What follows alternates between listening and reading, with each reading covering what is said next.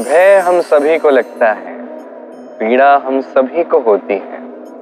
कभी हम रोगी भी बन जाते हैं और ऐसे समय में कभी माता की ममता, कभी पिता का साथ, कभी मित्रों द्वारा प्राप्त हुआ ये साहस हमें उभरने में सहायक बनता है।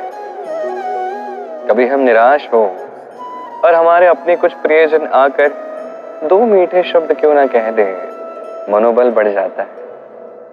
ऐसे ही संसार के वन में यदि आप पीड़ित हो जाओ,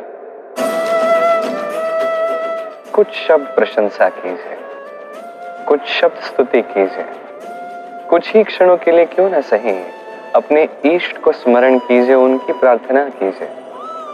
साहस बढ़ेगा, शक्ति बढ़ेगी और आगे जाने का मार्ग भी दिखेगा। हमारे जीवन में बड़े बूढ़े प्रशिक्षित लोग सदैव एक बात कहते हैं, धैर्य रखो।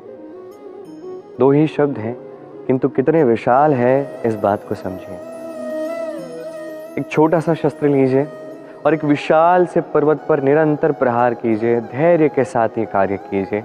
एक दिवस ऐसा आएगा, उस विशाल से पर्वत में आप एक मार्ग बना देंगे। कोई धनुर्धर जब अपनी विद्या सीखता है तो उसे भी धैर्य रखने की आवश्यकता होती है। स्वयं को समय देना पड़ता है, तब जाके धनुर्विद्या वो सीखता है। ऐसे ही हमारे जीवन में भी धैर्य सबसे अधिक आवश्यक है। परिवार में धैर्य रखोगे तो धीरे धीरे अपने आप प्रेम बढ़ेगा। समाज में धैर्य रखोगे तो धीरे धीरे ये समाज आपका सम्मान करेगा। यदि स्वयं के जीवन में धैर्य रखोगे तो अपने आप आत्मविश्वास बढ़ेगा, स्वयं का विकास होगा, जीवन में सब कुछ होगा, धैर्य के साथ होगा। धीरे धीरे हो सकता है किंतु होगा अवश्य, बस धैर्य रखें, क्योंकि धैर्य ही सबसे बड़ी पूंजी है। अधिकतर मनुष्य ऐसा कहते हैं कि समय बड़ा ही बलवान होता है, उसमें बड़ी शक्ति होती है। समय स्वयं नहीं दिखता किंतु हमें सब कुछ दिखा जाता है, तो इस समय से भयभीत रहना चाहिए। चलिए, अब हर एक की सोच है, अपने अपने अनुभवों पर हर एक ने अपनी सोच पाई है, उसका मैं सम्मान करता हूँ और कहीं ना कहीं ये कथन सत्य भी है। किंतु जो व्यक्ति अपने जीवन में विकास पाना चाहता है, भले ही वो समय से क्यों ना डरे, उसे इस समय को समझने का प्रयास करना चाहिए। यदि आप सफलता के मार्ग पर आगे बढ़ना चाहते हैं तो इस समय को समझिए, इसका कहना समझिए, ये अति आवश्यक है। अंततः ये समय तो हमारा काल है ही, कहीं न कहीं इसका ग्रास हम सभी को बनना है। तब तक इस समय का सम्मान कीजिए, इसकी शक्ति क्या है ये समझने का प्रयास कीजिए और इस समय के साथ ताल से ताल मिलाकर चलना सीखिए। समय अपने आप ठीक हो जाएगा। कई बार हम सभी ने जीवन में लोगों को ये कहते हुए सुना है कि मैं असफल रहा क्योंकि मेरा समय अच्छा नहीं चल रहा था। मैं वो वस्तु प्राप्त करना चाहता था किंतु प्राप्त नहीं कर पाया क्योंकि मेरा समय अच्छा नहीं चल रहा था। मैं अपने जीवन में वो महानतम कार्य करना चाहता था किंतु कर नहीं पाया। क्यों? क्योंकि मेरा समय अच्छा नहीं चल रहा था। किंतु जैसे ही अच्छा समय मेरे जीवन में आएगा, मैं सब कुछ प्राप्त कर लूंगा। ऐसा सभी लोग कहते हैं। आइए एक बात समझते हैं। किसी माली को देखिए, वो प्रतिदिन वृक्ष की सेवा करता है, उसे जल देता है, उसकी जड़ों को सींचता है। क्यों? प्रतिदिन वो वृक्ष फल नहीं देता, उचित समय आने पर ही वो वृक्ष फल देता है, किंतु प्रतिदिन माली उसकी सेवा करता है, उसका ध्यान रखता है, मात्र तब नहीं जब वो वृक्ष फल दे।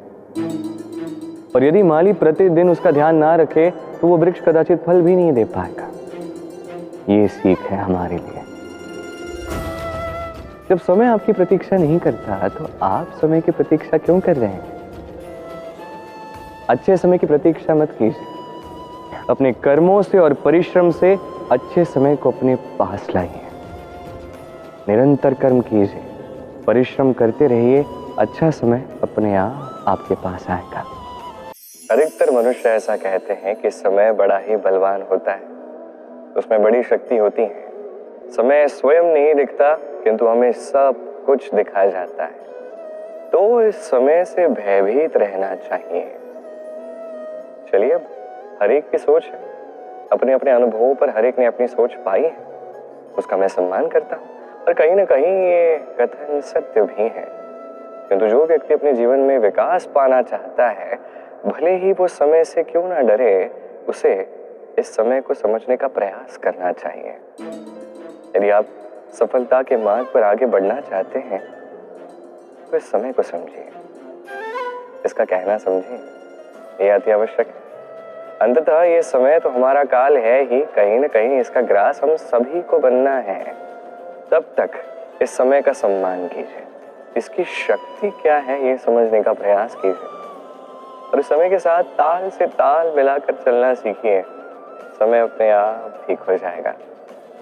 आज मैं आपको एक छोटी सी कथा सुनाता हूँ। एक बार की बात है, दो बहनें चक्की में आटा पीस रही थी। अब उसमें से जो छोटी बहन थी वो समय समय पर छोटे छोटे गेहूं के दाने उठाकर खाते जा रही थी, उसका आनंद उठा रही थी।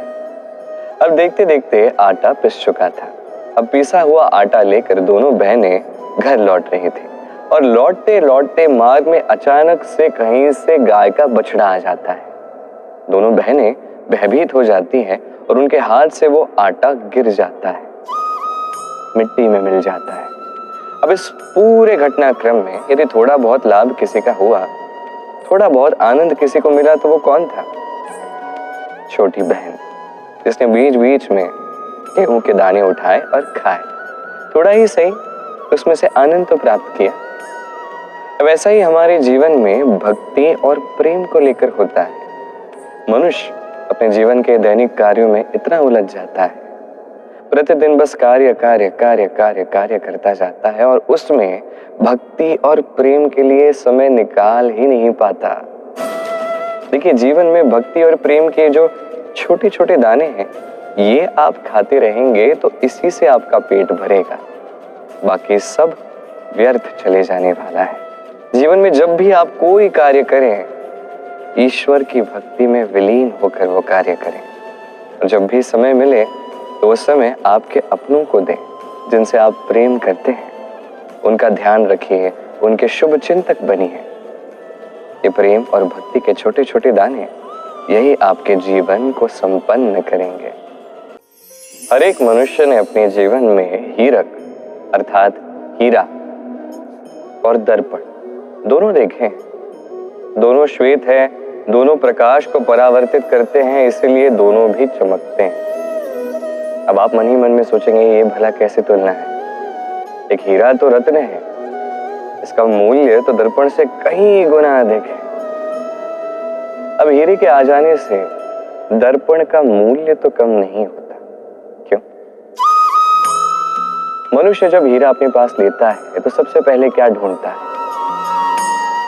दर्पण, ताकि उसमें देख के वो पता लगा सके कि वो हीरा जो है वो उसे शोभा दे भी रहा है या नहीं, जच रहा है या नहीं, श्रृंगार के लिए इसका उपयोग किया भी जाना चाहिए या नहीं। अर्थात हीरे के आने से दर्पण का मूल्य कम नहीं हुआ, दर्पण के कारण हीरे का मूल्य ज्ञात हुआ। ऐसे ही जीवन में भी होता है।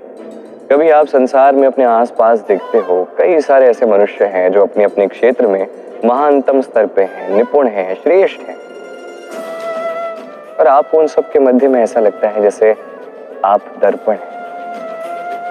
तो छोटा अनुभव मत कीजिए, आपका मूल्य कम नहीं हुआ है, आपका भी मूल्य है, और यदि आपका अस्तित्व ही ना हो तो उनके मूल्य का मूल्य ही नहीं होगा।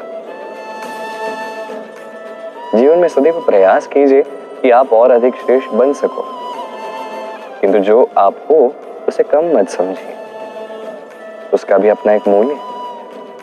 यदि आप हीरा हो तो अभिमान न कीजिए, यदि आप दर्पण हो तो स्वयं को छोटा ना समझें। आइए और मेरे साथ प्रेम से कहिए, राधे राधे।